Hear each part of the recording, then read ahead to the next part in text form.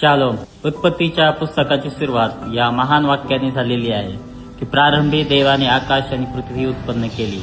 प्रारंभी आपणास पाहावयास मिळतं की परमेश्वर आहे आणि तो कसा आहे, त्याचा स्वभाव कसा आहे याविषयी आपणास पाहावयास मिळते. आणि म्हणून उत्पत्तीच्या पुस्तकाची सुरुवात या प्रकारे झालेली असताना आपल्याला त्यामध्ये त्रैक परमेश्वराचा स्वभाव पाहावयास मिळतो. तो किती महान, सामर्थ्यवान, तो निर्माता आहे. सर्व गोष्टीचा उगम त्याच्यामध्ये आहे, सर्व गोष्टीची सुरुवात त्याच्यामध्ये आहे. आणि म्हणून यामध्ये पाहत असताना देवाने जे निर्माण केलेलं आहे त्यामध्ये आपणास पाहावयास मिळतं की प्रभू येशू ख्रिस्त या सर्व गोष्टीचा निर्माता, सर्व गोष्टीचा कर्ता, सर्व गोष्टी निर्माण करणारा तो आहे. योहान शुभवर्तमानाचा पहिला अध्याय त्याच्यामध्ये असं म्हटलं आहे, प्रारंभी शब्द होता, शब्द देवासह होता आणि शब्द देव होता. तोच प्रारंभी देवासह होता. सर्व काही त्याच्याद्वारे झाले आणि जे काही झाले त्याच्या वाचून झाले नाही.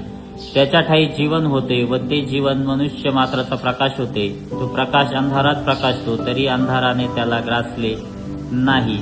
उत्पत्ती याचा पहिला अध्याय आणि पहिल्याच वचनांमध्ये तुम्हाला पाहावयास मिळतं की प्रारंभी देवाने प्रकाश निर्माण केला. देव बोलला की प्रकाश हो.